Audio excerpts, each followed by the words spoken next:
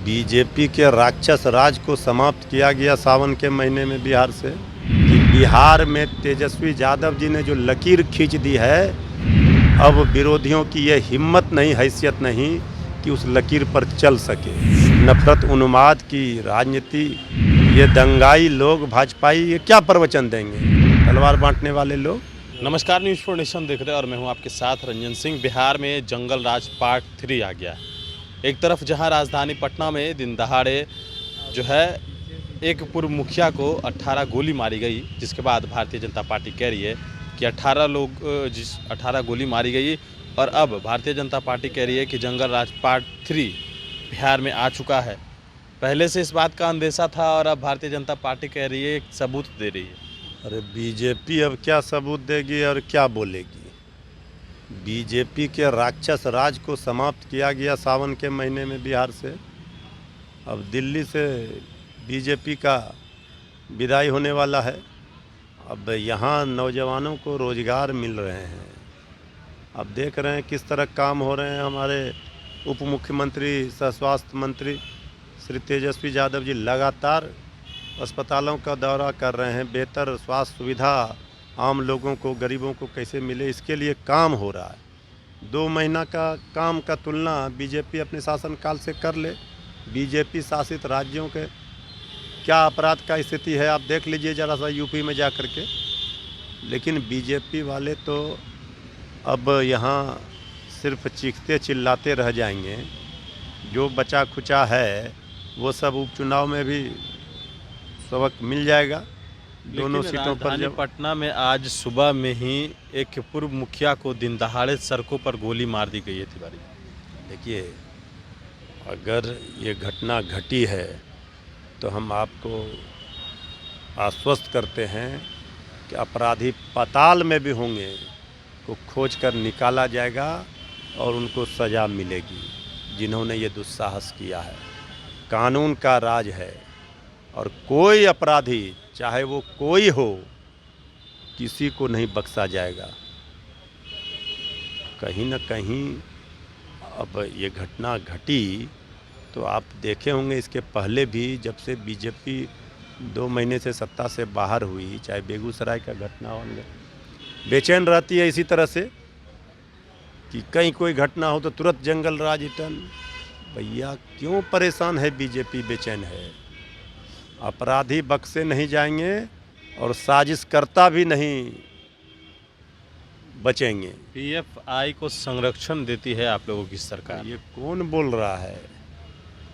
ये जो खुद विध्वंसकारी राजनीति करती है, नफरत उन्माद की राजनीति, ये दंगाई लोग, भाजपाई, ये क्या प्रवचन देंगे?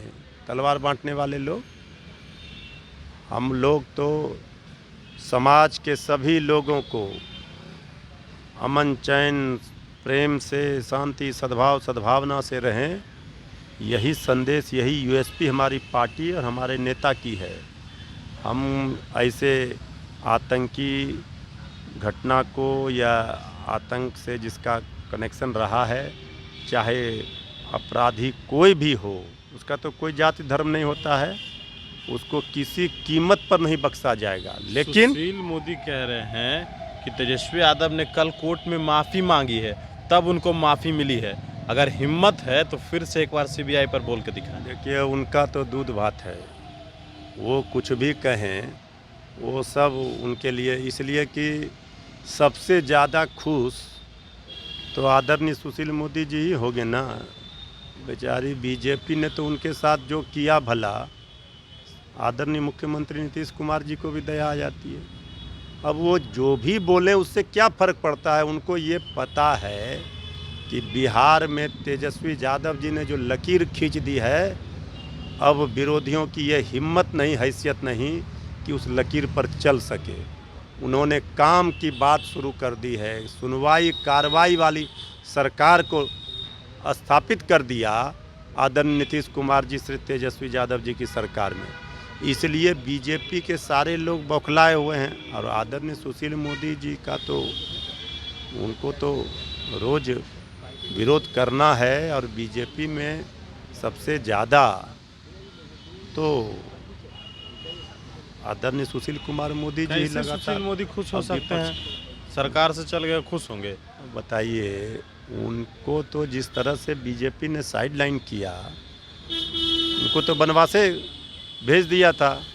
अब कम से कम जब से सरकार बनी तब से लोग देख रहे हैं कि बैटिंग कर रहे हैं, आए हैं मैदान में। नहीं तो भला बताइए क्या स्थिति था। तो हम लोग तो ये सब चीज़ों में नहीं जाना चाहते हैं।